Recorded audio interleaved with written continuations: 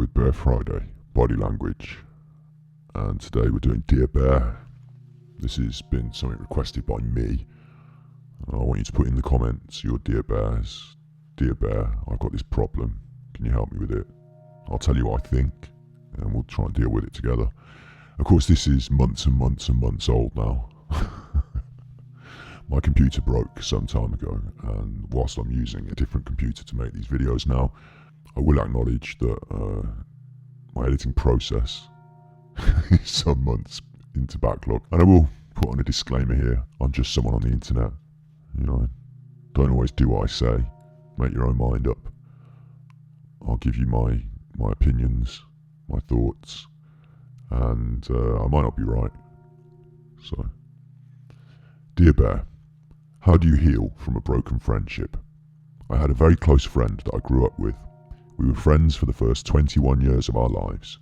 He moved away when we were 10, but we kept in contact via email and letters and met up every summer. The last time we met up, he took exception to something my autistic younger brother said about his religion, devout evangelical. He cut contact with me after that summer and basically told me to have a nice life. In the 5 years since I heard from him last, I felt like I've been dealing with a bereavement, except this has no closure. I'm still grieving for that very special friendship.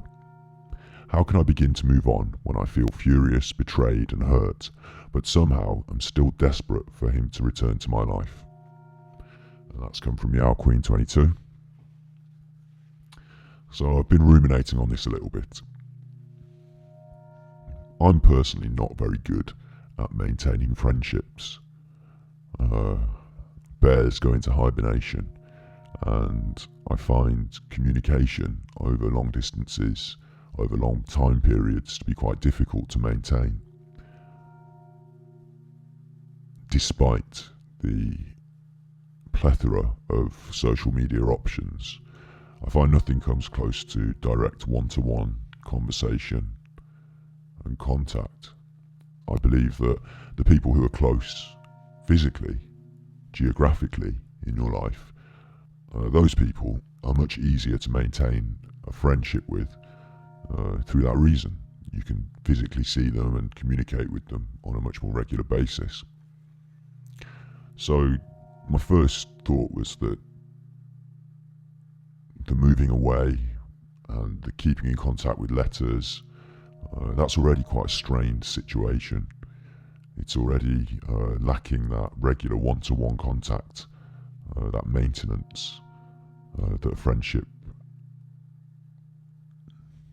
seems to thrive on, and that both parties could be changing as the time elapses. And those changes, when you're growing along with someone that's close to you physically, that you see all the time, aren't so noticeable. But if you're distant from someone, when you see them again after a year, after 2 years, those changes are a lot more clear. And that's a strain on a friendship. But the main thing I'm taking from this is that this friend isn't such a good friend if they are unable to things that somebody else said and things that you said. And although your autistic younger brother may have offended them, you are not your autistic younger brother and should not bear the ill will from that offence. I mean, you may defend your younger brother because you feel protective over them, and that's something that a good friend should recognise.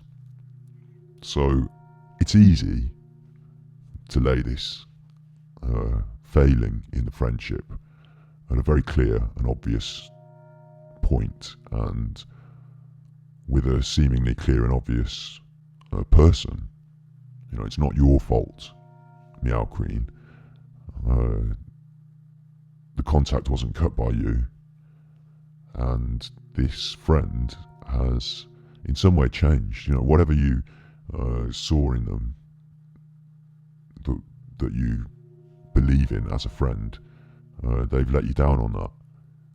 And one of the important things a friend has to do is to sort of have your back. You need to believe that your friends believe in you. And I think this friend has not been so friendly in those actions. And you feel like you're dealing with a bereavement and grieving, and I agree with that. You talk about grieving, and I agree with that, the bereavement aspect. The end of a relationship, any kind, friendship. In another context, a romantic relationship, when that ends, you lose a friend as well as a romantic partner, and you have to deal with that bereavement, and you kind of go through a similar process, the process of grief. We'll come back to that at the end of this. I'll bring up another tab and we'll look at the grief process, because I believe that you should follow that through with this friendship, but with a caveat, because you've also said, how can I begin to move on? And I think you've already acknowledged that you're going to move on. I think that's important to note there, to bring that out of what you've written there. How can I begin to move on? You've concluded in your mind that moving on is a positive form of action that you're going to undertake. So I congratulate you on that. When I feel furious, betrayed and hurt, but somehow I'm still desperate for him to return to my life. I get that. I understand that. You want to move on, but you feel there's still hope and unfinished business and injustice there. One way to look at it is to say that's life. There are injustices, there are unfinished businesses, there are things you don't get to say. The way you want it to work out might not be the way it works out. And that's a good lesson to learn from and to move on from, and to expect again in life for these things to happen in that way. And you kind of have to deal with it and just accept that that's life. That's a very blasé way to put it, but that's kind of true. It's not easy to do. It's a lot easier to say than it is to do. And I find that people who have something positive to focus on are able to do it better. Instead of ruminating on the past, having your future projects to be working on is a very positive way of moving on. Easier said than done. But I would say there's another piece of advice I'd give you here, which is you talk about these letters, and I don't know if you still have email and snail mail contact, but I would write a nice long letter outlining how you feel, the betrayal, the hurt, the outcome you would hope to gain from this exposure of your feelings, an apology, being able to move on in a positive way, maybe a return to a friendship. It might be one of those letters you want to write and never send. Maybe writing it will help you to deal with the feelings. But also, you could send that, and then you've done your part. You've said your bit. The ball's in somebody else's court, and you can sort of move on. Forget about it. If you never get a reply, you never get a reply. Don't wait at the door for the reply. Maybe the reply's never coming, but at least you've done your part, and then there's no more bargaining. But at least you've done your part, and you've put some closure on that. As you say, except this has no closure. It might not lead to closure. It might lead to another chapter. That's life, isn't it? At least you can feel some finality in your position. Let's quickly look at the process of grief. I use Ecosia these days. I'm not making any money from advertising Ecosia, but they tell me I've planted 188 trees, so as long as that can be believed, it's good. Unlike grief, which is pretty harsh, there's all these different visual representations of the Kubler-Ross grief cycle. Don't worry about the wavy line. The very start, denial, avoidance, confusion, elation, shock and fear is the very first point of grief. And you don't really need to be looking at this grief cycle graph in that very first stage. That's during the process. Things will be happening in those first stages. and they'll lead you through to anger, frustration, irritation, and anxiety, and eventually to the depression, which is where most of us start to look for help. And this is usually after things have started to settle in a little bit, the depression. And there's these other important parts of the grief cycle: bargaining. As you start to understand the world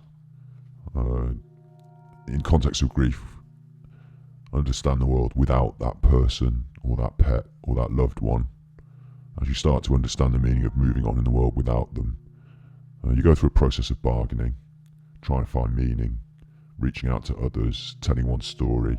And this can also be part of the grief cycle when someone's particularly ill, when they're terminally ill. You bargain, you look for hopes. If only I did this, if only I'd said that, maybe we could do this. Before you find acceptance. And it's important to note that acceptance is on that scale. It's something that we don't just hope people will find, but naturally you should find a place of acceptance, because death and grief is a natural part of life. So denial, anger, depression, bargaining, and acceptance, the grief cycle. And if you are grieving, you will recognise these aspects of grief, and it's important to and it's kind of helpful to chart your own progress along this chart when you realise that you're in these different areas of the cycle. So that's the grief cycle. I hope this has been an interesting Dear Bear. I hope I've helped 8 months on. Apologies for the lateness of this video. And if you yourself have a problem, then leave it in the comments, and we're going to try and do Dear Bear as a regular thing.